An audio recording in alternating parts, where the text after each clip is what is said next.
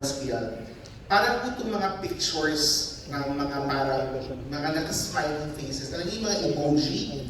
If you're familiar with emoji, may mga emoji na from very pleasant, nakangiti, to those na umiiyak, to connote yung degree of severity of the pain. Of the sore throat. Of the sore throat, no? Actually, you use it for any type of body aches or pain. Pwede pananakit ng tiyan, pananakit ng ulo, sore throat. So it's a scale from 0 to 10. It's used by many doctors kasi even if, let's say, the study subjects are illiterate, hindi marunong magbilang, Yeah. yung picture, nung itsura nung from a smiling emoji to umiiyak na emoji, yun ang pwede mong tanungin. So you have an objective parameter of how bad or how severe The pain is. Okay, that's what PAS is. Now we know better. And I'm sure we see that in hospitals. Diba? When it counts your pain, you assess it. Usually sa mga anesthesiology unit. Yun. So it's like an emoji-based criteria. So moving it forward. Days down to 4 or 5 days. To 4 to 5 days. So na-cut in half. You want that, right? Yeah. Parang hindi kayo impressed. Pagpakalong natin. So yung again, result ng study, it cut in half. Teka si Dr. Niles, parang may gusto kayo nagdagdag, Dr. Niles. Classification of A3 is important because these are vulnerable patients who might actually suffer from critical or severe cases that would actually make them hospitalized. So you don't want patients na ganito. Kaya it's important na it should be mentioned. But you know, if you have something like this that will protect the entry of a certain virus into your lungs, and you know that comorbid conditions will attack the lungs, particularly during the Delta surge, when we didn't have much vaccines, then you need, you know, a certain Protection or? protection or anything that will actually help clean up with this virucidal or antimicrobial, so that will actually protect you from developing. Kasi wala pang vaccines noon eh. So therefore, something aside from the mask, the minimum public health standards, and this one will really help you during the time. So, but even up to now, even if the variant Omicron, we see right now that the positivity rate has gone to 6%, which is almost close to 5%, which is the normal benchmark for the WHO. Mild ang cases niya. But you don't want to have Omicron because of the productivity issues as well as the occurrence of about 20% having long COVID syndrome. So these are important things. Kaya you want to protect pa rin your oral cavity so that it will not reach the lungs. And Omicron kasi spares the lungs. But, you know, pag meron ka pa rin problema, then you can be highly infectious. Okay, but again, let's not forget if you do have comorbidities, best to mention it to your doctor. But thank you for that, Dr. Leachon. First off, it's already proven, cut in half at least. What would take 7 to 10 days is now 3 to 4 days from a positive to a negative. Here's another, as early as 60 minutes. And again, the results, at the end of it, it really wasn't just about the decrease of pain, but it was total resolution. Meaning, wala nang sore throat. Am I correct? No recurrence. Na hindi na bumalik? Na hindi na bumalik. So kasi kung minsan nawawala, pero bumabalik. Ito, After nawala, 3-4 days? no recurrence. Okay. Yes, Dr. Leachon. Isn't there's a huge survey before it? Consumers and patients would consider two particular factors why would they buy medication. The first one, they want rapid relief of symptoms. Yeah. Nobody wants to be in pain. And the other one is the quality of or the intensity of relieving the symptoms. So that's important for consumers. Kasi gusto nila makabalik agad, ma-relieve sila of the pain. And I think these two attributes are important in choosing medication that you will buy, particularly over the counter.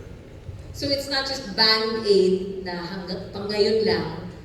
it's really, I want it over as fast and as, back to normal as possible. And to add to what Sir Tony mentioned, this is also a necessity for those who utilize their voice for their work.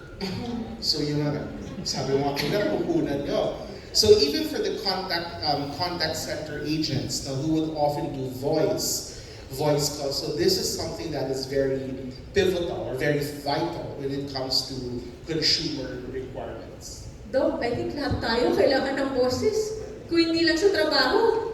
Or mga singers. Hindi lang singer, sa pamilya. Di ba parang magsasabi, unless nag-ano tayo ng di ba? Unless nag-ano tayo sa mga asawa natin, hindi lang masakit sort of. Excuse na lang yun. But again, thank you. Thank you very, very much. Okay, now, moving right along to another question then. So, ano ba? And I'm gonna shine the spotlight back on Dr. Salvino. Why did it work? What are the ingredients? Dr. Javier touched on this. What are the ingredients in Difflam lozenges that were able to address all this? First is the benzinamine, okay, which is an analgesic. Benzinamine is benzinamine hydrochloride. It has an local anesthetic, analgesic, and anti-inflammatory activity. And the cytopyridinium, which is an antiseptic activity. So four. Okay. No? So anti-inflammatory, local anesthetic. Sorry, Doc, anti-inflammatory, mawawala yung Whatever tiga. that. Local anesthetic. Hindi na masakit. Yun. You said it better. Sorry, Victor. Antiseptic, yung matatanggal yung infection, panlinis. Okay. No? And what is that? Sorry, the Analgesic, local anesthetic. Antimicrobial is for the bacteria. Bacteria. For the cytopyridine. So, paano siyang antiseptic? Basta tinatanggal yung reason kung bakit tayo nagkasakit. Yes. Clear? So yung two ingredients of the lozenge. No? The solution naman, I'm sure you've seen it also. It has benzinamine, but meron siyang chlorhexidine. No? So the same action. No, it also has an antiseptic activity. Let's bring that, sorry, Dr. Tony, yes. If I might just add, when we choose medications kasi it's based on the acronym ESQ. So efficacy, so yun ang ina-explain ni Dr. Salvino. And the ingredients that would make it efficacious. Then, Meaning it works. right. And then the second is safety. So that's why parang may fair balance din. Papakita mo rin yun so that the patient would know kung kailan titigil or kung may problema. And then you can also put that so that you can report that to the company and to the FDA. That is our responsibility. And the last one is the quality of the drug. That it Importante works. yun. That it works. And then para rin malaman yung manufacturing process, whether it's good or not. Kasi there may be a lot of drugs, pero some of the drugs are not manufactured well. Napaka-importante yun. You have to consider the quality, yung kalidad ng gamot. That's very important. So ESQ, efficacy, na sinabi ni Dr. Salvino, safety, and then the quality of the drug. I just want to touch on safety. Over-the-counter kasi to. Diba? So no prescription from the doctor. So this is really for all consumers. Yeah. May criteria dyan eh. When a certain product has been in the market for more than 20 years, nag-shift back yan to the OTC. Or sometimes OTC lang talaga siya or confectionery. Pag sinabing over-the-counter, pwedeng bilhin niya without the prescription of the doctor. So it means to say, relatively, safety ang concern mo dyan. Kasi wala nang doktor dun eh. So kaya yan nilalabas, empowered yung pharmacies to actually advise the patient on what to take. Kaya yun ibig sabihin pag OTC na siya. Thank you. Thank you very much for that, Dr. Salvino and Dr. Leachon. Bringing it just to tie it up with the study, the 4 ingredients mentioned by Dr. Salvino, you saw it work in action, Dr. Javier. Dr. Niles, yes? just I haven't heard from you yet. You saw the 4 ingredients work in your test patients. I just like to emphasize that for Difflam lozenges, this can be taken by children. So Is it in 12 to 16? yes, Yeah, in 12. our study we gave it from 12-year-old up to 60 years old. But Doc, does that mean 10 years old below cannot? Just to clarify. Actually, younger, but for the purpose of our research, we gave it to the 12. older children because we didn't want to have issues like they would be swallowing the lozenge if they were a younger age. But in the prescribing information, it's 6 years old. 6, ayun. 6 and above, to be clear. 6 years old and above can take the Difflam lozenges. Provided they don't have any allergies to NSAID. No? When we talk about NSAID, these are the non-steroidal anti-inflammatory: aspirin, mefenamic acid, ibuprofen, Motrin, Advil. Those are anti-inflammatory. So if you're allergic to those, then take precautionary measures in terms of the benzene. I also like to what Dr. Niles mentioned now. So that's why it's very important that we re-emphasize in the methodology that the patient should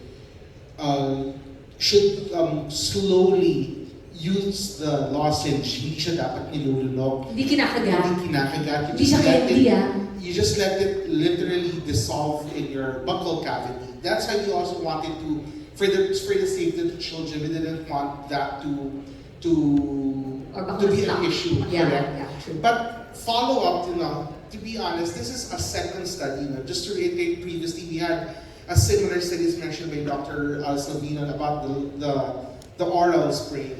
So, the gargle. So, we were able to document na if it would boost the confidence of not just the doctors but also of the consumers that there are readily available products that can be purchased over the counter with yung issue on safety, quality, and efficacy, effectiveness, nandoon na. So, yun yung mga parang magandang take-home message, no? Na meron ng available for everyone. Yeah. Kaya nga ang hashtag natin today ay #KnowTheDiff. D-I-F-F. And there's #FeelTheDiff. D-I-F-F. Please, if you already touched on this, but let's just explore a little more. Why is this such an important piece of medical updated news to share with the general Filipino public? How has COVID-19 changed and evolved? You already talked about how Delta became Omicron, how Omicron is really more extremities na hindi na pumapasok sa lungs. But what should we be aware of? Lalo na symptoms. Iba na ba symptoms ngayon? Anyone want to start? Well, it has evolved. No? Exactly today, from the time of the imposition of the ECQ on March 15 of 2020, it has been 826 days at this point. And as we can actually remember, during that time wala tayong vaccines, that we need all the types of drugs or agents that will protect us. So nandun yung mass, minimum particle standards, including these Difflam, so that it cannot penetrate the lungs. Of course, ang pinaka-delikado din is the Delta. Now, it has evolved when the vaccines development has been hastened. And the first one was given out in UK to Margaret Keenan. And then after that, the vaccination through the primary doses and then the booster, plus the infection, we call it hybrid immunity. So from this particular slide, you can see that the Delta attacks the lungs. Severe, right? And the Omicron, which is the new variant right now, marami nanganganak, Omicron, may XBB, Some variants. may Arcturus. all of that are mild symptoms. And usually they will present with upper respiratory tract infection. Headache, fever, Right, colds, right. cough, Oh. sore throat, that's why we're here, sore throat, body pains. But as you can see rin, our wall of immunity will be reduced after 6 months to a year. Kaya from the primary vaccines and then boosters, then right now we need the bivalent vaccines so that we can actually address the old Wuhan strain and the new variant. Now, sa ngayon, we will need that if we want to make the population resilient. So, yeah. But we don't want even the Omicron because who would know kung sino magiging critical cases. Definitely kukunti na na-admit. But there are certain patients na vulnerable, ma-admit ka pa rin. So we need really to enhance our immunity by wearing face masks, minimal public health standards. Especially in crowded places, everybody, I mean, we're lax now, but please, in a crowd, let's be smart. Right. Keep your masks on. And then 3 days ago, the development na approved na for commercialization ang vaccines. No? So just for the information of everyone, the Pfizer, the Moderna, but the government did not order for COVID, so it will be commercialized. Unless otherwise, some LGUs or workplace employers will actually provide them for the employees. So, ang roadmap is basically maintain our face mask, minimum public health standards, and of course the Secretary of Health has just recommended to lift the state of public health emergency. We're in de facto right now because mask is optional. Unless you're in the hospital or public transport, and the President perhaps this week may actually lift the state of public health emergency. So that's good, no? But we should not Be vigilant. Yeah, We please should be vigilant because we're not yet out of the woods. There can be episodic surges pa rin. So, I think that's where we are right now. And at least silver linings in it. Our cases less than 500. As of yesterday, 300 plus na. Well, let's keep it that way. Right. And Sana. our national positivity rate is just 6.8%, very close. Mababa na. This is from Professor Vito David. So we're good right now. And it's good to keep it. Right. But let us be vigilant. And then eventually, pag dumating na ang mga vaccines na yan, let's increase our wall of immunity and then keep our lifestyle behavior pa rin mataas para patulungan pa rin yung ating vaccine immunity through our natural immunity. Thank you for that, Dr. Tony. Dr. Salvino wants to jump in. Yes. The virus will be here. It's gonna stay here. Just like flu. You get the flu shot every year. So it's gonna be here. In fact, more people die of flu more than the COVID. So the same way that you protect yourself from you getting flu, is the same way you're going to protect yourself from COVID. Dr. Tony mentioned about the bivalent. Only 2 commercially available for booster is your Pfizer and Moderna, not the Astra, not the Sinovac. So the only 2, Moderna and Pfizer. But I think Sir Pfizer yung magiging available I think the mas one maaga. Pfizer has been approved for marketing already. And I think based on my experience, for disclosure, I used to work with Pfizer for 2 decades. I retired in 2011. Of course, medical director, CEO of it. We know that after approval from sa market, it will be available in 3 to 6 months. So you expect it will be commercialized. So if it is sometime in September, October, will be available for us. And I'd like to add, you were mentioning already about the bivalent vaccine. I recently had a conversation with some members of the technical working group of the Philippine College of Chest Physicians and the Philippine Society of Microbiology and Infectious Diseases, and they're even coming up with proposals moving forward, a combination ng COVID and flu vaccine maybe in 2024, and they are really hoping that it will be part of their usual recommendation than to give it on an annual basis. So yung sabi na COVID is here, parang reality na yun. We are here to really live with COVID. It's just a matter of how we cope with the burden of this new virus. Well, not really new, but something that talagang part na siya ng buhay natin, whether we like it or not. Yeah. Be able to integrate this virus in our lifestyle, more or less. And that's why we're here. We're giving you a solution to help alleviate and deal, just in case you find yourself in a either COVID situation or more so sore throat, which is everything, which is I'm sure everyone can relate to. So just to wrap up my discussion, because I'm about to open the floor for questions to our friends from the media, here's one thing to help really.